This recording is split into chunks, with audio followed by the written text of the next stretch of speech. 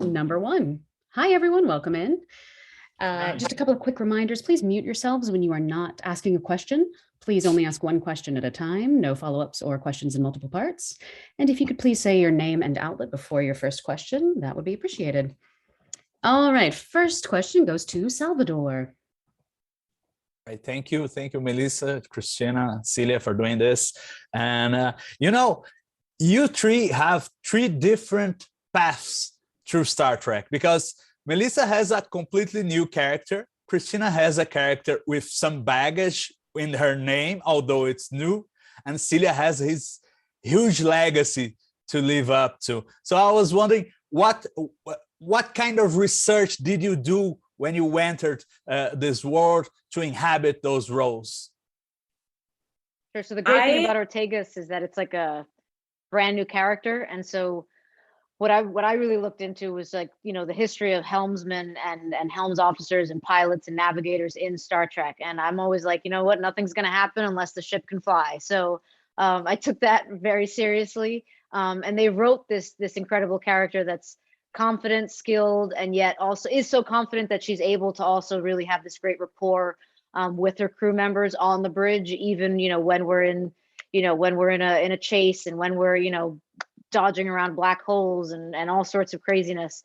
And so I just kind of really let that guide me, and a big part of my homework was learning how the ship runs and taking that very seriously, and then also having just really great camaraderie with my crew, which is real because the cast is just wonderful to be around, and I think that comes off on screen.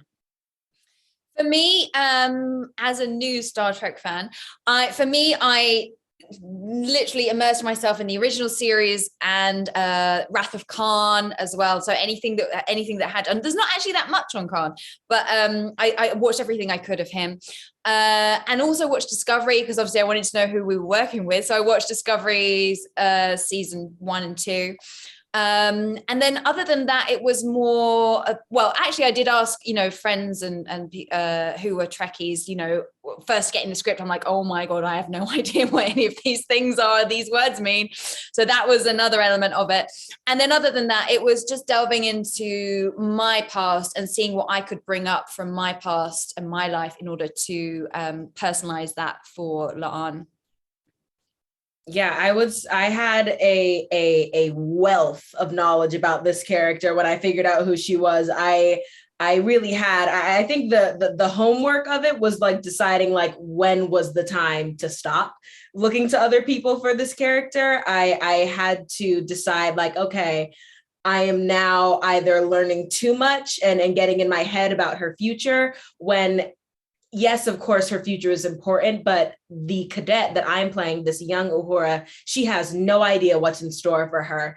And so I had to sort of receive a bunch of information and then throw it all out the window and have an understanding of like how she carries herself and things that are innately her, but then understand that the Uhura that is beloved in this franchise is the person that she's growing into.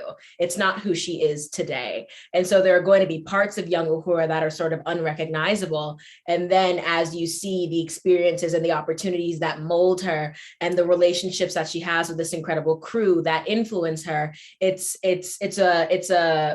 a walk. It's not a marathon. I mean, actually, no, it's a marathon, not a sprint.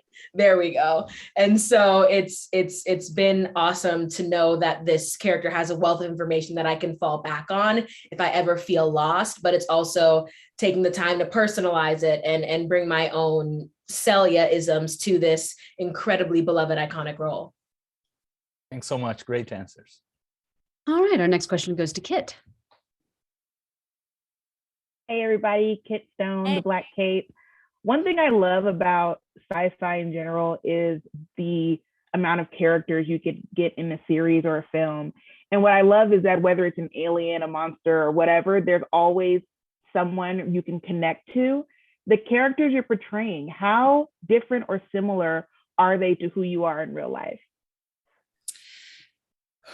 I would say my character, one of the on the breakdown, we didn't know it was Star Trek. Well, I didn't know it was Star Trek, but on the breakdown, it was, chief of security or something like that. and she has PTSD and and all these things, and she's very, you know, she's very professional and a bit guarded. And I had been diagnosed with recently to the audition. I had been diagnosed with PTSD, and I was like, oh, I can do that. I can use that. But I think in a way, I love the similarity that she's very physical. You know, I'm an ex-dancer. I do parkour, kung fu, all that kind of stuff. I have a martial arts background. But also the fact that I in general am quite a vulnerable person, but I do put this wall up a lot of, you know, if I'm very comfortable and close with people, you'll see the real kind of like the full me come out. But in general, there's an element of, you know, a wall, I mean, that we all put up, right? But I think deep down, I think that's that playing with that vulnerability and the strength and hard shell of La'an was something that I found very kind of, it came naturally to me. I like to say that Ortegas is like the cooler version of me in the future. Like if I had cooler future version me would be Ortegas. Like she's, you know, she takes her work very seriously and does it really well. And I was really excited to be able to portray a character that is Latina. That's my background. And so I flew a plane once. I took one flying lesson, and so I was just like, now I need to like really look into that. But stepping into this role, like I was really big in the whole like how to fly a starship. And so the great thing is that the writers and the producers, they gave us this ability to really like put ourselves into the characters, and so you see that throughout. And I think that also makes the characters and our interactions even more real and genuine, because you see how much we like each other genuinely. But for me, yeah, it's just basically like everything that I would like to be, Ortegas is. And then in all those ways too, where she like doesn't really wear her heart on her sleeve. Like she's been through a lot. She's a combat veteran. So I also have like a fight background, a martial arts background. And you get to see that in the episodes, which I was very happy that the writers were able to work all that in. But you get to see all these kind of layers kind of, you know, fade away. And so for the audience, they're going to get to see all these different aspects of Ortegas as the season continues. And we're right now filming season 2. And so like super big things to come. Yeah, speaking of season 2, I think so much of, there are a lot of similarities between Celia, myself, and Cadet Uhura.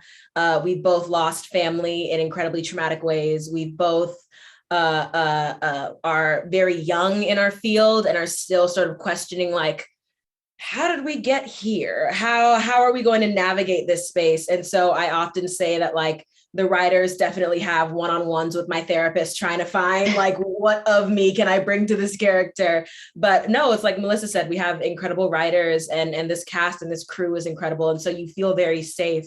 I feel very safe being able to sort of tell stories that like even Celia hasn't really been able to share. And so it's incredibly cathartic and incredibly, it's incredibly humbling. There's the word.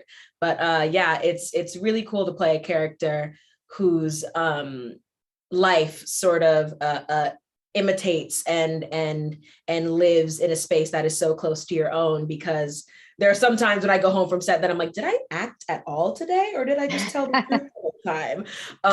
And so, yeah, the challenge for me has been very much that, trying to remember that I'm playing a character and not Celia, because there's so much of us that overlap and intersect.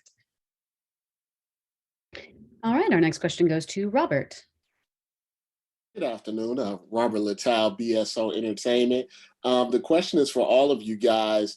You talked a little bit about how you became immersed in the Star Trek mythology and everything like that. Who are you guys' favorite OG Star Trek character, and how would you like your character to be perceived, and you know, what type of memorable thing about your character that you think the Trekkies are going to really remember about your performance here in this? So one of the, sorry. Yeah, no, go ahead. No, I was saying I have a really easy one. Uhura herself. Yeah, go ahead, Melissa. I was going to say Commander Riker, which is funny because a lot of people, like when Ortegas, even like before they knew I booked it, and like, you know, the breakdowns had gotten out and fans got the breakdowns, they were like, this sounds like a Riker character. And so for me, watching The Next Generation growing up, like I used to always, like I had a little bit of a crush on Riker. And he was just like, you know, he was just like fun, competent, and, you know, like in charge, like things got done. And so now to like, for everyone to be like, Ortegas is the Riker of the crew, I'm like, you know, you can't, like, how does that happen? Like, you know, so I would say Riker. I would go with Spock, because it's been, obviously because I have quite a close relationship with Spock in this season as well. It's so cool to see, you know, see Ethan create the before Spock, and he's just so iconic, you know. I mean, even being a new Star Trek fan, everyone knows who Spock is, you know. So for me, it would be Spock. And to be remembered, I don't know how I would like La'an's fierceness and her braids to be remembered. All right, our next question goes to Ashley. Ashley, are you with us? I think we've lost an Ashley. I think we have. All right, our next question then goes to Raphael. Okay. Hi, guys. Hello. Hi. Hello. Guys, Star Trek has always dealt with diversity since day one. No, but I wanted to know from you guys living this experience, what it's like to see so many women in important roles, and how does it affect on your performances? Sure. I think one of the things when the casting came out and they kind of announced the crew, there was a few people that they're like, wow, there are more women than men. And it was so interesting because I'm like, but the fact that like we're noticing that, like that should be a thing where we don't notice, you know? And I think the cast that they've assembled is again, I'm super biased because I love the cast, but they've assembled this wonderful cast where you don't even notice the fact that there's more women than men, more men than women on the bridge. They've also done this really great thing with our uniforms, where, you know, we still have like the pantsuits and we also have the tunics. And this great conversation I had with Rebecca, where like Rebecca was like, you know, you should still be able to like fight and perform and be awesome in your Starfleet tunic as you will be in pants. And so there's this great kind of like just blending of like we're all the same and different. And then in terms of diversity, I was really happy to be auditioning for a role of a Latina. I'm Latina, and to be able to kind of to bring my own experience into that, and then go to space, like you can't. I mean, you can't beat that as an actor, as a person. Like I'm living a dream here. Yeah, for me, I'm aware of how amazing it is that we do have more women than men in the main cast, but it wasn't something I was actually conscious of on set. And when I found out the cast is, so it's not something, like Melissa said, it's not something that it's just feels natural and normal, which is an amazing privilege to have. You know, well, no, it shouldn't be a privilege, actually. It should be that way. But to be able to have that, and I think, as you say, it's been from day one, it's all been about diversity. And I think, I guess, knowing that and watching the original series, it just felt normal that, of course, we're going to have an array of men, women, everyone included in that. And likewise, being from being Chinese, it's amazing to have such a non-stereotypical character to play. Nichelle's history in the sci-fi community, but also in the entertainment community, she was I'm pretty sure she was the first Black woman to play a role of non-servitude in television history. And the fact that took place in the genre of sci-fi, I think is so groundbreaking. But I'm someone, I didn't think about the sort of the number of men versus the number of women on the bridge. I'm a huge fan of women leading. I think that's the way it should be. But I am it's so exciting. Like it means the world to me to be a part of a group like this and to continue to open doors for coming casts and upcoming iterations of Trek, and to fall into line in this way, it feels really, really cool.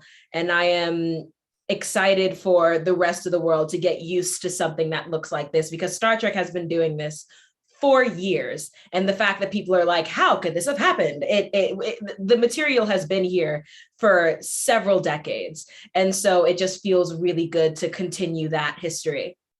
Yeah, and the bridge is really a representation of the world as it is. Yeah.